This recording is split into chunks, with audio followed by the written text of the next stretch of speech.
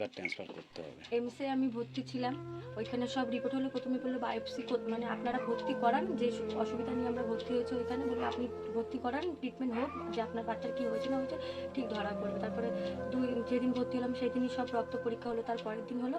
তারপরে ওইখানে ভর্তি থাকতে থাকতে এই রিপোর্টে, দিল্লি বোর্ডে একটা রিপোর্ট গেল, ওটাতেই ধরা পড়েছে। আর আমার হচ্ছে ছেলের জন্ডিস আছে, ওতেই ধরা পড়লো যে যে দিল্লি রিপোর্টেই ধরা পড়লো যে ওর লিভার ট্রান্সফার করতে হবে। ডাক্তার খোলাখুলি বলে দিয়েছে। কত টাকা খরচা করে? 50 লাখ টাকার খরচা আছে, ডাক্তার বলছে আপনি হচ্ছে আমাদের যে পিজি হসপিটাল আছে এসএসকেএম, বলছে ওইখানেও একবার গিয়ে দেখতে পারেন। আমরা ওইখানেও গেছি, ওইখানেও ডাক্তার হবে না, বলছে বাইরে না নিয়ে গেলে উপায় নেই। ট্রিটমেন্টের জন্য তো এত টাকা খরচা, সেটা কি আপনারা পরিবারের পক্ষ থেকে পাবেন না কার সাহায্যের হাত পেয়েছেন? সাহায্যের হাত বলতে আমি যখন এমসে যখন আমরা ভর্তি ছিলাম, আমাদের পাড়া প্রতিবেশী তারা সবাই হেল্প করেছে, সেই টাকা চাঁদা তুলে দিয়েছে, সেইখান দিয়েই আমরা এমসে ভর্তি করেছি। তো এমসে ডাক্তার দেখানোর আমাদের সামর্থ্য নেই। তো আপনি আপনার ছেলের জন্য সাধারণ যে অশোকনগর বা হাবড়া পশ্চিমবঙ্গের সাধারণ মানুষের কাছে কি বার্তা চাইছেন? আমি বার্তা চাচ্ছি যে এটাই, যে আমার বাচ্চাটা সুস্থ হোক, ভালো থাকুক। আপনারা সবাই একটু আমার বাচ্চার জন্য একটু সাহায্য করুন, সবাই একটু আমাকে টাকা পয়সা একটু দিন, যেন আমি আমার বাচ্চাটার প্রাণটা যেন বাঁচাতে পারি। আজকে দেখা গেল আপনার বাড়িতে আপনারই এলাকার কিছু সাধারণ মানুষ যারা আপনার এই বিষয় দেখে আজকে আপনার বাড়িতে ছুটে আসলো, তাদের বিষয়ে কি বলবেন? নিবেন তারা আপনার বাচ্চার দায়িত্বের জন্য স্ক্যানারে প্রত্যেকটি মানুষের থেকে 1 টাকা করে চাচ্ছে, কি বলবেন এই বিষয়ে? আমি তাদের কাছে খুবই কৃতজ্ঞতা থাকবো যে আমার বাচ্চার যদি প্রাণটা বাঁচে, আমি খুবই মানে কি বলবো, আমার বাচ্চা সুস্থ হলেই আমি সুস্থ থাকবো। আমার বাচ্চা না বাঁচলে আমি সুস্থ থাকবো না। কতদিন বয়স বাচ্চা? আমার বাচ্চা এই 9 মাসে পড়লো। আমার বাচ্চা পারে না, খেতে পারে না, আমার বাচ্চা শরীরে খুবই কষ্ট, কাঁদে, ঘুমাতে পারে না। বাচ্চার নামটা কি? আমার বাচ্চার নাম রায়ান্স মন্ডল। আমার বাচ্চা খুবই কষ্টে আছে, সবসময় গা হাত পা চুলকায়, ঠিকঠাক খেতে পারে না, ঘুমাতে পারে না। আর এই জায়গাটা একটু ঠিকানাটা বলুন। এই জায়গাটার নাম হলো মহাপ্রভু কলোনি, কত নম্বর ওয়ার্ড? 17 নম্বর ওয়ার্ড। আপনি এই কথাটা বলবেন যে আমার এসেছেন, সেই আমাদের সব সহযোগিতা করছে, তার সাথে আরো লোকজন আছে, তারা সব সহযোগিতা করছে। এই যে স্ক্যানারটা দিয়েছে, স্ক্যানারটা কার? এটা আমার। আচ্ছা, আপনার অ্যাকাউন্ট। হ্যাঁ। কি নামে আছে ওটা? এটা সম্পাদা আছে। সম্পাদা, সেটা স্ক্যানার আসলে সম্পাদাসই আসবে। হ্যাঁ হ্যাঁ। আপনার হাজবেন্ড কি করে? আমার হাজবেন্ড রঙের কাজ করে। রঙের কাজ করে। না, আপনাদের সেই সামর্থ্য নেই? না, আমাদের সেই সামর্থ্য নেই, আমাদের দিন আনা দিন খাওয়া।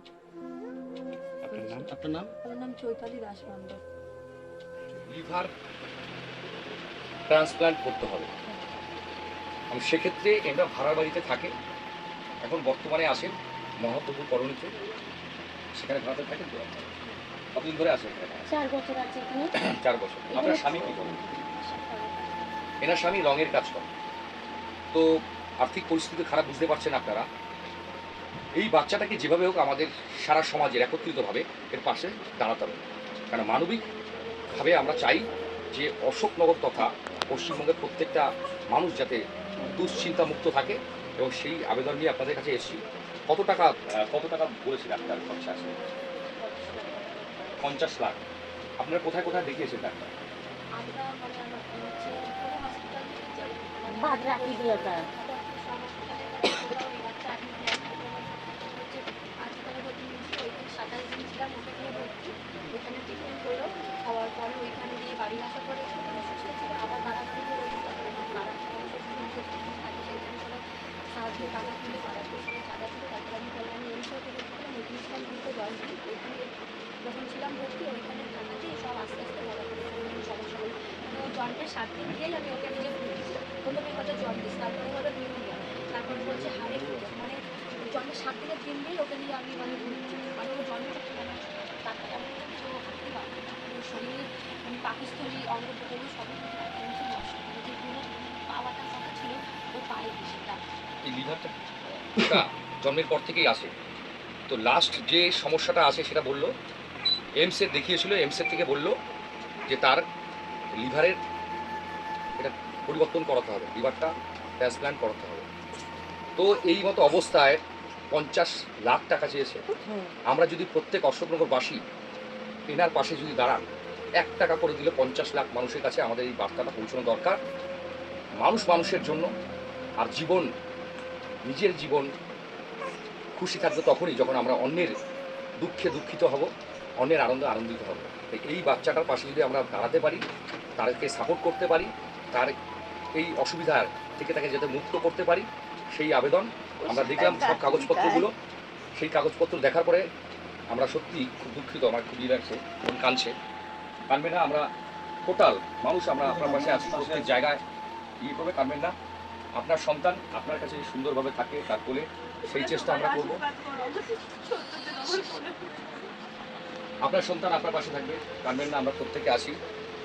দেখতে পাচ্ছেন দুজনেই কান্না করছে। সত্যি কথা, নিজের আপনজন কষ্টে থাকলে তাদের না খাওয়া হয়, না ঘুম হয়, না চিন্তা ভাবনা সঠিক থাকে, কোনো কিছুই মন বসে না। আর তার মধ্যে ছোট্ট বাচ্চা, বয়স কত?